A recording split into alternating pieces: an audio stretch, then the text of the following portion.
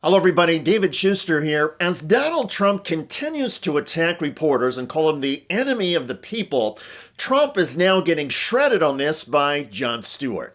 On Stewart's weekly show podcast, the comedian and Comedy Central host blasted Trump and explained why the use of the word enemy is so absurd. The press may not be at all times helpful, but the idea that they are, I consider an enemy somebody who is purposefully weaponizing whatever it is that they do to undercut the strength and stability of the country. And if that's what he thinks that they're doing, I think he is fucking way off on the other thing. And in fact, I would say that the subversion of the so-called press outlets that he favors have more along lines with subversion than the majority of the media, even if you don't think it's helpful, tends to be following the incentives of sensationalism and ratings and profit, and not of a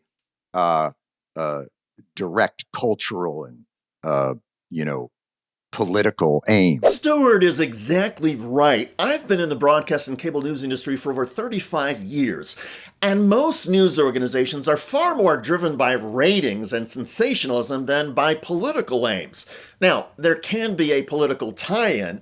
Fox News, for example, has built a juggernaut by serving as a right-wing propaganda machine, constantly feeding their conservative audience the latest GOP talking points. And Fox is among the organizations Donald Trump favors that fit more into the subversive category Jon Stewart mentioned. But even Fox News has its limits, and we've seen some conservative Fox anchors and reporters break from Donald Trump on occasion. Newsmax sometimes separates politically from Donald Trump as well, even though the Newsmax business model depends in part on appealing to MAGA conservatives. If anything, Donald Trump benefits from all of these sensationalism and ratings-driven organizations, even those that one could describe politically as straightforward or left-leaning. And that's because most news organizations tend to summarize or abbreviate Donald Trump's latest social media rants. I think they're sanitizing and laundering it and removing the disturbance and the kind of the bizarreness of it by treating it through aggregation. Yeah.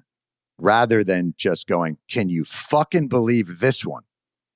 Like by aggregating it, it makes it seem like a weather report. And it's not just for Trump's social media postings. Trump's latest cabinet meeting, for example, went nearly 3 hours. It was filled with bizarre Trump comments, wild rants, and even clear signs of Trump's dementia.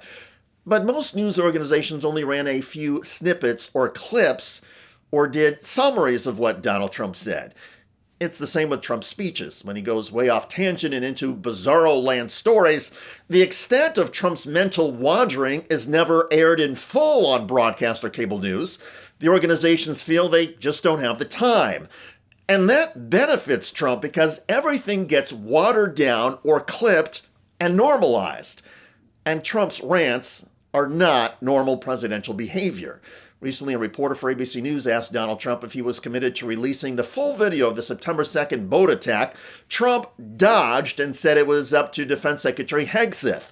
The reporter then asked a follow-up. Are you committed to releasing the full video?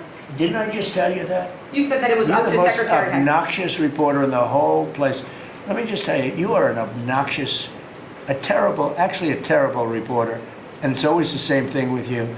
I told you, whatever Pete Hegseth wants to do is okay with me. While Trump routinely calls traditional news reporters obnoxious and terrible, and told a reporter on Air Force One a few weeks ago, "Quiet, piggy," there are some new reporters the Trump administration clearly likes. If Nicolas Maduro leaves Venezuela today, what role will the Department of War have in a post-Maduro Venezuela? And describe the process the administration will use to determine whether or not current members of the Venezuelan military or Venezuelan government have a role in a post-Maduro Venezuela. Thanks for the question. So the department has a contingency plan for everything. Never mind the response. The question there, as you saw, was from former Florida Republican Congressman Matt Gaetz. Gaetz was once under consideration to be Donald Trump's attorney general. He is now a host for the pro-Trump media outlet One America News. There is a huge problem with Gates' appearance in the Pentagon press briefing, as I'll explain in just a moment. But first, though, to be fair, Gates' question about preparations for occupying Venezuela and Gates' follow-up were reasonable. So, following the departure of Saddam Hussein, there was this desire to name every Ba'athist a terrorist. Does the administration take the view that any person who served in the Venezuelan military or Venezuelan government is definitionally a narco-terrorist?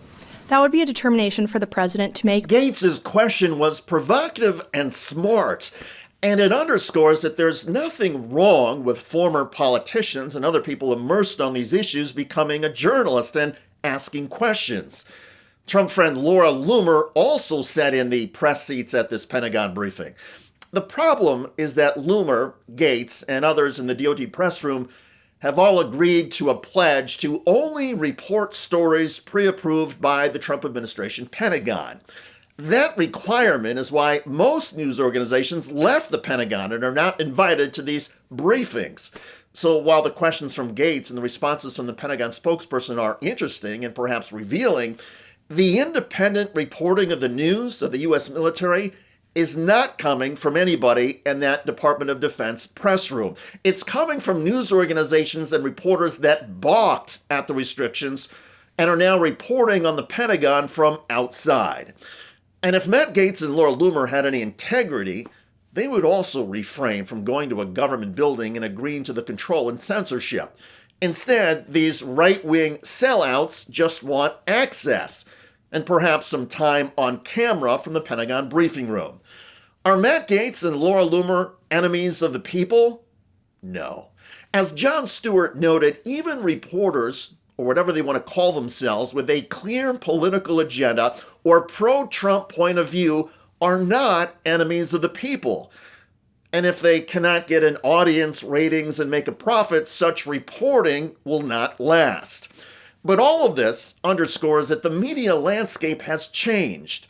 Old definitions and boundaries don't exist anymore. The one constant, however, these days is that Donald Trump keeps lashing out and whining. And at least for now, there are still platforms, including Jon Stewart's podcast, that are telling the truth and holding Donald Trump accountable. You know what TYT has always been about? Taking on the corrupt, greedy establishment. For us, it's the corporate media. We've been fighting that fight for over 20 years. For the cell phone industry, it's the same story. A handful of massive corporations ripping you off. That's why we're partnering with Noble Mobile. They're the only wireless company with the same mission as ours, to fight back. Their No Bull plan offers unlimited data for just $50 per month. But here's the best part. For any data you don't use, you get cash back. Real money that you can spend however you want. Stop letting your unused data pad the pockets of billionaires. With Noble, you take control over your data. And by switching to Noble, you're directly supporting TYT and our mission of bringing you honest, independent news. So give Noble a try and make the switch today. Scan the QR code on the screen now or visit go.tyt.com/plan. That's go.tyt.com/plan. By the way, a MAGA Republican senator recently got busted for his hypocrisy on live network television. You support this pardon of the former Honduran president? I'm not familiar with the facts or circumstances, but I think what's telling here is to try to imply that somehow President Trump is soft on drug smuggling. No, the implication is that Donald Trump is a fraud.